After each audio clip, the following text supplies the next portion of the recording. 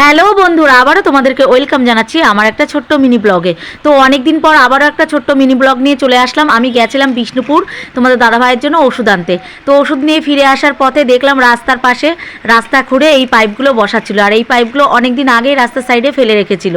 তো দেখলাম যখন পাইপগুলো বসাচ্ছে, তো ভাবলাম তোমাদের সাথে একটু শেয়ার করে নিই। আমরা যেখানে থাকি সেটা শহর নয়, গ্রাম, তবে শহরের মতো। এখন মানে চারিদিকে পাকা রাস্তা হয়ে গেছে, আর দেখে কেউ বুঝতেই পারবে না যে এটা গ্রাম না। তো যাই হোক, এখানে যে এরকম বড় ধরনের পাইপ বসানো হচ্ছে, এটা আমার লাইফে প্রথম দেখছি। পাইপগুলোকে বসানো হয়ে গেলে রাস্তাটাকে একটু চওড়া করবে, আর রাস্তাটা চওড়া হলে পরে কি হবে, পাশাপাশি দুটো গাড়ি যেতে পারবে। আর এমনিতে এই রাস্তাটা বিশেষ একটা চওড়া নয়, যেতে গেলে পরে খুব অসুবিধা হয়। আর যখনই পাশাপাশি দুটো গাড়ি চলে আসে তখনই রাস্তাটা জাম হয়ে যায়।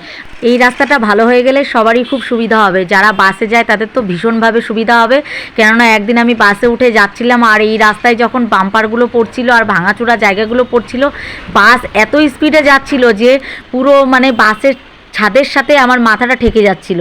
আর যখন ঠেকে যাচ্ছিল মনে হচ্ছিল কোমরের হাড়গোড় সব খুলে চলে যাচ্ছে আমার। মানে সেই দিনই আমি নমস্কার দিয়ে রেখেছি, আমি আর জীবনে কোনোদিন বাসে উঠবো না, এই রাস্তায় অন্তত না। এই জন্য আজকে আমি আমার সাইকেল নিয়ে গেছিলাম, আর সাইকেল নিয়ে এসছি। তো সাইকেলে যাওয়াতে আমার খুব একটা অসুবিধা হয়নি।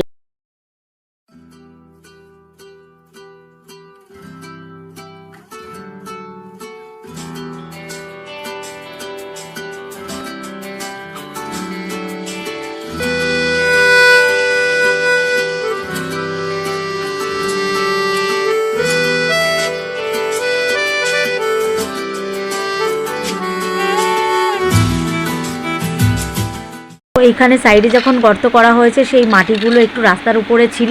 তো দেখতে পাচ্ছ আমার সাইকেলের ঝাঁকাটা দেখা যাচ্ছে, আমি পাশে দাঁড়ানো রয়েছি। আর এখান থেকে এই মাটিগুলো এইভাবে কোদাল দিয়ে চেঁচে যাচ্ছে, সব নিচের দিকে নামাচ্ছিল, রাস্তাটাকে ক্লিয়ার করছিল। তো আমার এই মিনি ব্লগটা যদি তোমাদের ভালো লাগে তাহলে লাইক কমেন্ট শেয়ার করতে ভুলো না। আর যারা যারা এখনও পর্যন্ত আমার চ্যানেলটাকে সাবস্ক্রাইব করোনি, তো প্লিজ আমার চ্যানেলটাকে সাবস্ক্রাইব করে নিও।